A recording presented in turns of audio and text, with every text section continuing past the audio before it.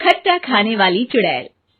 रात को अचानक राधिका मौसी को किचन से कुछ गिरने की आवाज आई। उन्होंने बाहर निकल के देखा तो किचन में उन्हें कोई सफेद साड़ी में दिखा। वो चीख पड़ी, हे भगवान, आलतू जलालतू आई बला को टाल तू, आलतू जलालतू आई बला को टाल तू। राधिका मौसी को चीखते सुनकर श्रवण बाहर आता है भागते हुए। अरे माँ, क्या हुआ? क्या देख लिया? दादी माँ आ गई क्या सपने में? अरे बेटा, रसोड़े में देख तो कौन है? श्रवण रसोड़े में झांक कर देखता है और उसे कोई नहीं दिखता अंदर। अब रसोड़े में तो कोई नहीं है माँ। कोई सफेद साड़ी में नहीं है क्या? नहीं माँ, कोई भी नहीं है। चिल्लम चिल्ली की आवाज सुनकर काजल भी वहां आ जाती है। अब क्या हो गया माँ जी? अरे बेटा, रसोड़े में एक चुड़ैल थी सफेद साड़ी में। अरे क्या कर रही थी वो अंदर? अरे बताया नहीं, कल आएगी ना तो पूछ लूंगी। चुड़ैल जी, आपका क्या प्लान है? माँ जी, रात बहुत हो गई है, आपने कोई बुरा सपना देखा होगा, चलिए सो जाइए। राधिका मौसी सोने तो चली जाती है पर उनको रात भर नींद ही नहीं आती। वो कुछ भी उलझुल बातें सोचने लगती है। कहीं चुड़ैल की वजह से तो घर में टेंशन नहीं हो रहा, कहीं उसी की वजह से तो वो दादी नहीं बन पा रही। सुबह जब राधिका मौसी रसोड़े में छानबीन करती है तो पाती है कि नींबू का अचार गायब है। चुड़ैल नींबू का अचार ले गई, मुझे तो ठीक नहीं लग रहा कुछ। चुड़ैल को भी पता है कि जिंदगी का असली मजा तो खट्टे में ही है। राधिका मौसी झट से श्रवण को फोन कर देती है। बेटा, मुझे समस्या समझ में आ गई है, हमें एक तांत्रिक की जरूरत है। अरे क्या बोल रही हो माँ, तांत्रिक की क्या जरूरत है? आप पूजा पाठ तो कर ही रही हो ना। आलतू जलालतू मंत्र सारे फालतू जैसे कुछ मंत्र पढ़ो, चली जाएगी अपने आप चुड़ैल। अरे नहीं बेटा, कभी चुड़ैल को कम नहीं समझते। अरे तुझे पता भी नहीं चलेगा कि कभी वो छल करके काजल की जगह घर की बहू खुद बन जाएगी। क्या माँ, कुछ भी बोल रही हो? कहाँ काजल और कहाँ चुड़ैल? वैसे एक बात बताओ, काजल को अगर गाने के लिए बोल देना तो चुड़ैल काजल की आवाज सुनकर घर तो क्या, धरती लोग छोड़कर चली जाएगी। तुम ना पढ़े लिखे बच्चे हर चीज को मजाक समझते हो। तुम रहने दो, मैं खुद ही तांत्रिक को बुला लेती हूँ। अच्छा सुन, शाम को इमली लेके आना। क्या है कि चटनी खाए बहुत दिन हो गए है ना? नहीं माँ, इमली तांत्रिक से ही मंगवा लो ना, आटा वगैरह भी उसी से पिसवा लेना। देखो मुझे काम करना है। श्रवण रात को कई तरह की सब्जियों के साथ माँ के कहने पे चटनी के लिए इमली भी ले आया था, लेकिन राधिका मौसी के दिमाग में अलग ही फिल्म चल रही थी। उन्हें अब सिर्फ शक ही नहीं यकीन होने लगा था कि शायद चुड़ैल ने श्रवण पर अपना जाल बिछा दिया था, जिस वजह से श्रवण उनकी बात ही नहीं मान रहा था। पर कोई नहीं, आने वाली रात में राधिका मौसी खुद तैयार हो गई चुड़ैल को पकड़ने के लिए। रुद्राक्ष की माला, तुलसी का पत्ता, हनुमान चालीसा सब हाथ के पास ही था, बस चुड़ैल का इंतजार था। और जैसा राधिका मौसी ने सोचा था वैसा ही हुआ।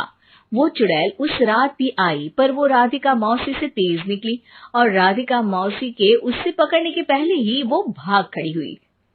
जरूर बहू पे साया है उस चुड़ैल का, तभी तो श्रवण के कमरे में गई है। और अगली सुबह राधिका मौसी पिछली रात हुए हमले में किन चीजों का नुकसान हुआ उसका हिसाब लगा रही थी। उनके खेमे से एक आम के अचार की शीशी भी गायब हो चुकी थी और वो इमली भी जो कल श्रवण लेकर आया था। राधिका मौसी इस बारे में सोच ही रही थी कि श्रवण जल्दी से रसोड़े में आकर दवाइयों की पोटली ढूंढने लगता है। अरे बेटा, क्या हो गया? अब माँ, वो काजल की तबीयत खराब है, बहुत घबराहट हो रही है उसे। हे भगवान, मैंने पहले ही कहा था कि तांत्रिक को बुला लेते हैं, पर नहीं, अब देखो उस चुड़ैल ने काजल को अपने वश में करना शुरू भी कर दिया है। हालांकि श्रवण भूतों में विश्वास नहीं करता था, पर अब वो भी डर जाता है और राजी हो जाता है एक तांत्रिक को बुलाने के लिए।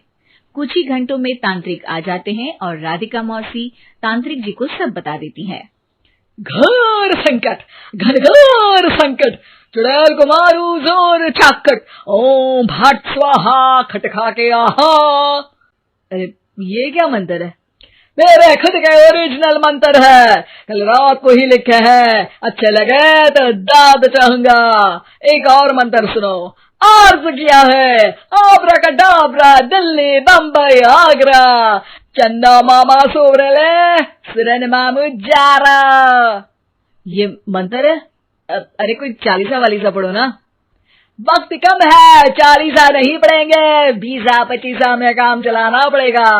अलग निरंजन जाके लंदन, मुफ्त का मंजान घिस मेरे नंदन। अरे जल्दी करो तांत्रिक जी, जल्दी करो। तांत्रिक अपने उल झलूल मंत्र पढ़ने लगता है। श्रवण को तांत्रिक पे शक होता है। वो अपने एक डॉक्टर दोस्त को कॉल कर देता है ताकि कोई अनहोनी हो तो इमरजेंसी में चीजें मैनेज हो जाए। तांत्रिक धुनी रमाता है, जिसकी वजह से कमरे में काफी धुआं हो जाता है और जिसकी वजह से बहू की घबराहट बढ़ जाती है। अब भागेगी चुड़ैल। हाँ।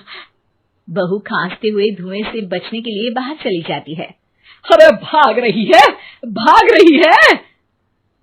पीछे पीछे श्रवण भी जाता है। बहू एक सोफे पर बैठ जाती है। तभी डॉक्टर दोस्त आ जाते हैं और श्रवण को पानी लाने के लिए कहते हैं। थोड़े चेकअप के बाद डॉक्टर कहते हैं, मेरे हिसाब से जाप का काम पूरा हो गया है। क्या मतलब? अरे कुछ भी नहीं माँ, कोई चुड़ैल नहीं है, खुशखबरी है, अब दादी बनने वाली है। मगर वो सब अचार के डब्बे। श्रवण दोनों अचार के डब्बे अपनी माँ को दिखाता है, जो कि उनके बिस्तर के नीचे छुपे हुए थे। आपने सही बोला था माँ, वो चुड़ैल काजल ही थी जो खट्टा खा रही थी। हमें कल ही पता चला, पर हमने आपको ये तांत्रिक वाला काम करने दिया ताकि आपको भरोसा हो जाए कि भूत वगैरह कुछ होता ही नहीं। अच्छा अच्छा, ये तो बड़ी खुशी की बात है, पर बेटा मुझे एक झाड़ू तो ला दे। क्यों माँ? ये तांत्रिक का भूत उतारती हूँ मैं। अब तांत्रिक राधा मौसी के डर से घर से भाग निकलता है और राधा मौसी उसके पीछे भागती है। अरे संकट ये घनघोर है, तांत्रिक मुआ चोर है।